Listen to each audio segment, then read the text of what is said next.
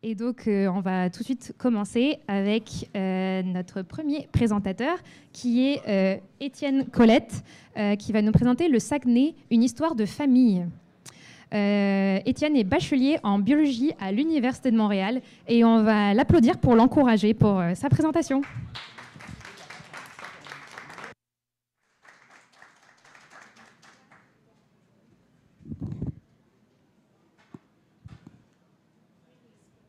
Hello! C'est pas la bonne.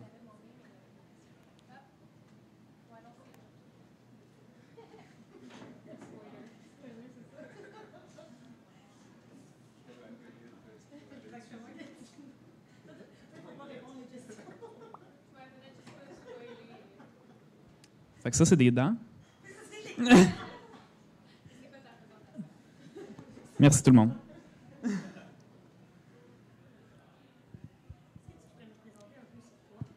Ben ok, j'aime ça avoir l'attention. Je suis professeur dans la vie, donc je suis habitué à être la personne la plus intelligente dans la pièce, c'est ça, quand on me demande qu'est-ce que tu aimes de ta job. Ben un peu plus sur moi. Ben ok, ben en fait, je peux partir sur moi, en fait. Ma présentation aujourd'hui, donc le Saguenay, une histoire de famille. Je précise le S à famille parce qu'en fait, je ne suis pas saguenéen, mais je suis un peu comme Saguenéen adoptif par alliance. Donc, ma blonde a de la famille au Saguenay. Le Saguenay, c'est une merveilleuse région du Québec. Je ne sais pas s'il y en a qui connaissent ou qui viennent de cette région-là. C'est super beau. Donc, j'ai une belle image du fjord du Saguenay, qui est comme un des seuls fjords qui n'est pas genre en Scandinavie. Quand je dis Saguenay, à quoi on peut penser?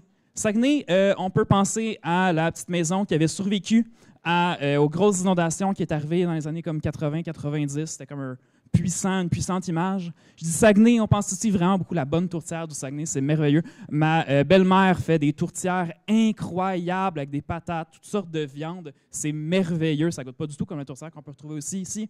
Et les fameux bleuets du Saguenay. Oh! Tu croques là-dedans, c'est juteux, c'est sucré, c'est surette, c'est merveilleux. OK, bon, pour être honnête, quand je dis Saguenay, la plupart des gens, il y a comme tout le temps une espèce d'animation, d'éléphant dans la pièce quand je parle du Saguenay. Je dis aux gens, ah, ma blonde, elle vient du Saguenay. Puis là, ils sont comme, ah, oui, le Saguenay, wouh, quelle merveilleuse région. Quand je dis Saguenay, ils pensent tout le temps consanguinité. Donc là, ça arrive tout le temps. Je présente, hey, salut, quand je suis à un party de famille, j'arrive, puis là, je présente, ils sont comme, ah ouais, hein, ta blonde, elle vient du Saguenay. On le sait bien, hein, au Saguenay, le monde, elle a-tu des cousines ou des cousins? Au Saguenay, on n'arrête pas de dire, ouais, ils couchent avec leurs cousins. C'est merveilleux. C'est tout le temps une belle ambiance quand j'arrive et tout le temps de bonne humeur de présenter de nouvelles personnes que je dis qu'elle vient du Saguenay. OK.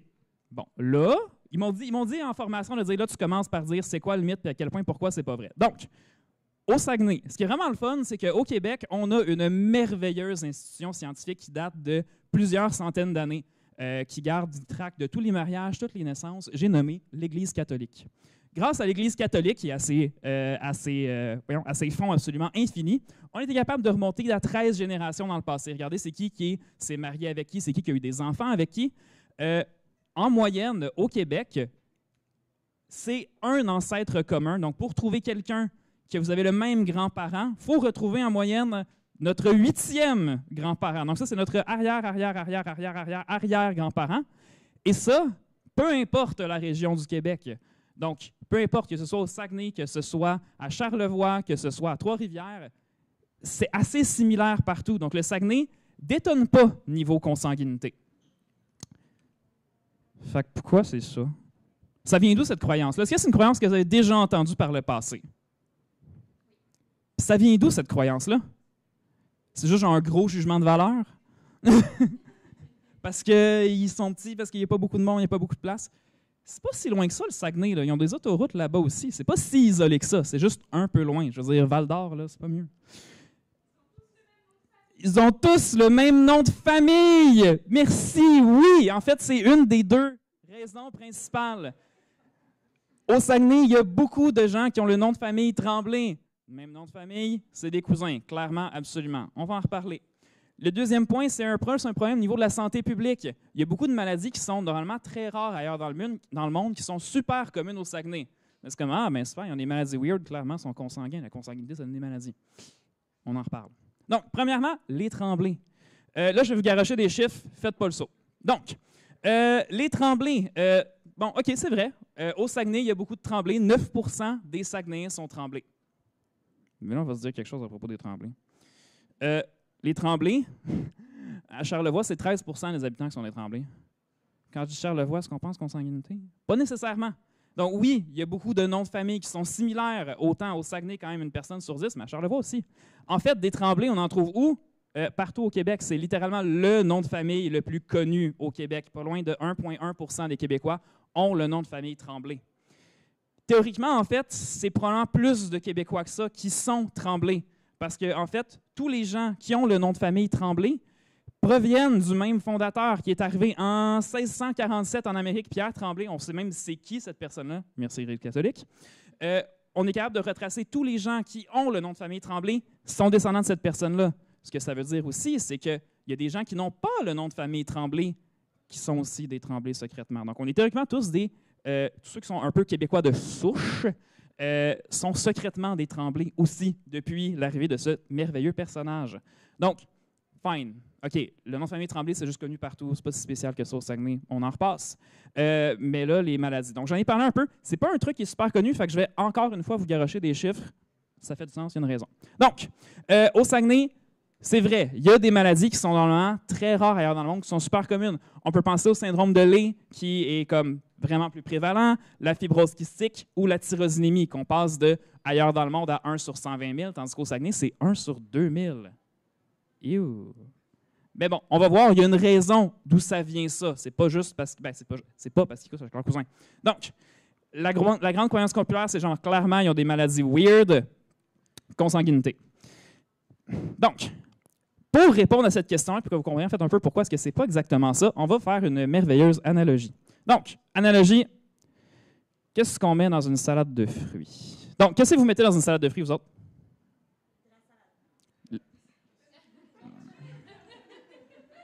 C'est pas un fruit. Qu'est-ce qu'on met dans une salade de fruits? Des raisins. Et qui à main levée, c'est qui met des raisins dans sa salade de fruits?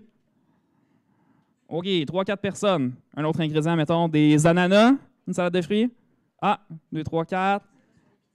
Ah, pas sur les pizzas, ouais. Des kiwis, quelques personnes. Les recettes de salade de fruits, c'est très, très, très différent d'une personne à l'autre. On peut se dire un peu qu'il y a de la diversité dans nos recettes de salade de fruits. Des avocats, ça va-tu dans une salade de fruits? Théoriquement, un avocat, c'est un fruit. On pourrait argumenter qu'une guacamole, c'est une salade de fruits. Évidemment, c'est sûr que pour vous dire que des avocats, ça va dans une salade de fruits, il faut que je vous convainque un petit peu. Ce qui est vraiment le fun avec une salade de fruits, c'est que c'est le genre de recette qu'on apprend à faire quand on est petit. Souvent, il va y avoir notre père et notre mère qui va nous montrer comment faire cette recette-là. Quand il y a des ingrédients weird à mettre dans une salade de fruits, ça va prendre un peu plus. Il faut que les deux parents disent « ça prend cet ingrédient-là ». Donc là, mettons que j'ai mon père et ma mère, qui m'aiment beaucoup ici, qui ont chacun, pour eux, 2 manières de faire une salade de fruits. Ils peuvent soit me montrer la version avec avocat ou sans avocat. L'affaire, c'est que comme les avocats, c'est un ingrédient qui est très louche. Il faut que les deux me disent « Hey, ça prend des avocats dans ta salade de fruits pour que tu en mettes dedans. » Bien, si, mettons, mon père, quand il me montre sa version, il me montre pas d'avocat et ma mère, oui, je ne vais pas mettre d'avocat dans une salade de fruits. Je trouve ça vraiment weird. Donc, même si je sais, c'est la recette à ma mère, mais comme quand les gens me demandent, je dis « Ouais, ça goûte clairement pas bon », je ne vais pas en mettre. Si par contre, je suis vraiment choyé dans la vie et que mes deux parents me disent « Ouais, let's go, des avocats, c'est bon dans une salade de fruits », ben là, quand je vais arriver dans un party, je vais comme sortir ma guac, les gens vont me trouver vraiment très, très louche parce que c'était moi qui étais responsable du dessert. Donc, dans ce cas-là, j'ai l'air bizarre. En génétique, c'est le même principe. On pourrait remplacer ça par genre, est-ce que tu as une maladie ou non? Donc, pourquoi je vous parle de tout ça? Où on s'en va avec ça? L'affaire, c'est que le Saguenay, c'est une région qui est très particulière dans la manière que ça a été fondé. Les gens ne sont pas juste arrivés au Saguenay comme par façon, sont arrivés au Saguenay juste comme ça, mais ça a pris un processus particulier pour arriver au Saguenay. Pour arriver au Saguenay, en fait, ça a commencé par une première vague de migration autour des années 1600 pour partir de France pour arriver en Nouvelle-France. Donc, mettons qu'ici, on a devant nous toute la population de la France, tous les 12 habitants qui y sont présents. Parmi ces 12 habitants-là, il y en a quelques-uns qui mettent des avocats dans leur salade, mais ils ne le disent à personne. Fait qu'ils n'ont pas l'air trop weird.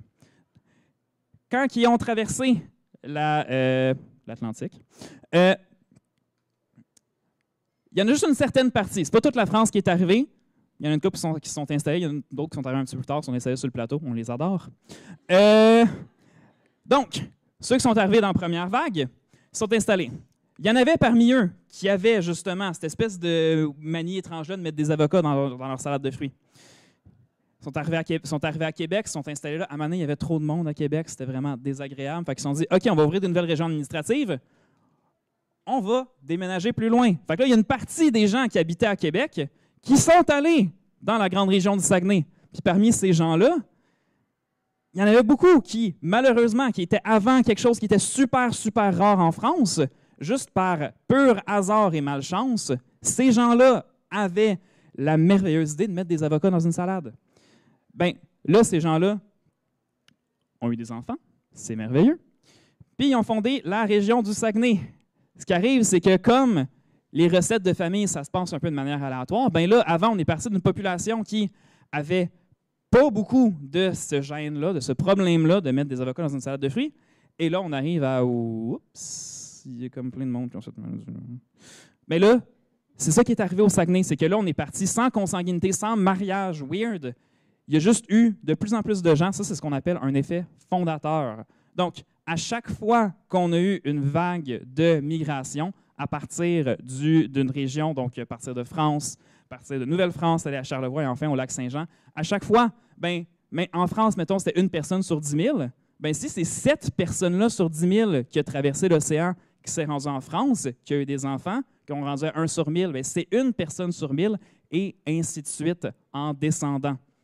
Donc, ça, c'est ce qu'on appelle justement un effet fondateur. En fait, à chaque vague de migration, il y en a un. Puis là, c'est une succession d'effets fondateurs qui a mené à l'augmentation du nombre de maladies. Donc, il y a plein de belles leçons à se rappeler du Saguenay. Il y a du bien bon monde dans ce coin-là. La leçon principale que je tiendrais à vous faire retenir de cette présentation-là, c'est qu'au Saguenay, il n'y aura jamais assez de bonnes sortes de recettes de tourtière. Voilà. Merci beaucoup tout le monde. Si vous avez des questions.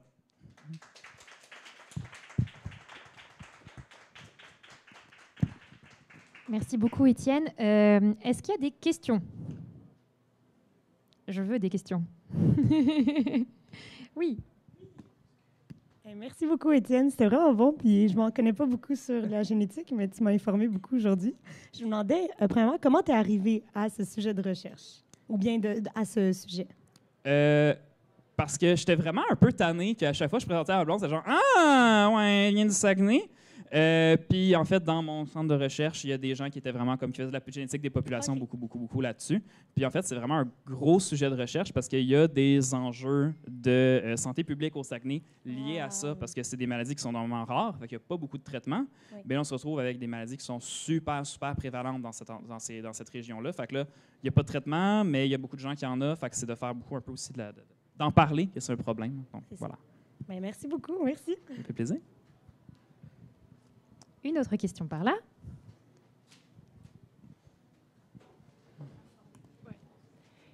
Salut, c'était trop cool d'ailleurs, trop bien.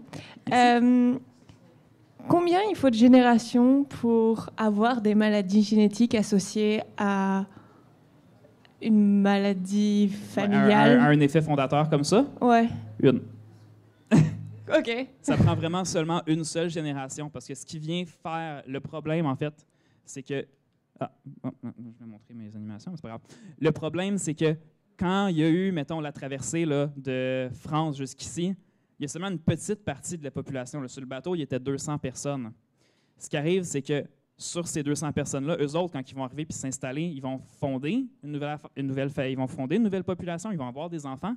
Bien, s'il y a, avant, c'était une personne sur genre 200 000 qui avait la maladie, bien là, c'est une personne sur 200. Donc là, ça veut dire qu'au lieu d'être un bébé sur 200 000 qui va naître de cette population-là, ça va être un bébé sur 200 qui va naître de cette population-là qui peut avoir une certaine maladie liée. Donc, c'est quelque chose qui se passe très, très, très rapidement. Puis de génération en génération, ça se garde. Ça ne veut pas nécessairement dire qu'il y a des mariages consanguins. Avec 10 individus, on peut avoir comme 4 ou 5 générations sans avoir aucun mariage consanguin.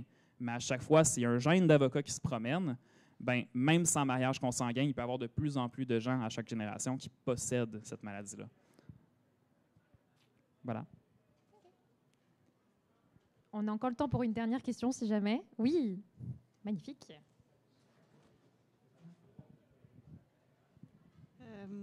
Là, tu parles de maladies purement génétiques. Est-ce qu'on a cherché s'il y avait éventuellement un effet environnemental dans la prévalence de ces maladies-là, qui serait peut-être moins prévalent dans un autre environnement, en France ou ailleurs, ou pas? Des certaines maladies, surtout celles que j'avais nommées à l'avant, de ce que je cherche, c'est vraiment des maladies purement à prévalence génétique. Je ne sais pas si l'environnement du Saguenay, est-ce qu'il y a quelque chose d'un bleuet qui fait que ça ressort? Je ne sais pas si ça peut être lié. Évidemment, c'est sûr que c'est un environnement qui est très différent de celui qui est présent en France. Est-ce que les hivers qui sont plus froids, est-ce que c'est comme c'est des choses, qu'il y a un environnement qui est moins urbain? Est-ce que c'est une population aussi qui a vécu plus de difficultés vu qu'à un moment donné, le parc de la Ferrandrie, c'est long? Donc, j'imagine, dans la vie, dans tout qu'on parle de génétique, il y a toujours l'aspect de nature versus environnement. Mais ce que j'ai nommé là, c'est vraiment, c'est vraiment l'apparition de ces gènes-là d'avocats qui sont arrivés là, par pure génétique.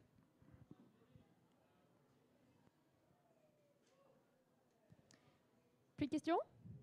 Bon, merci beaucoup, Étienne. Merci beaucoup.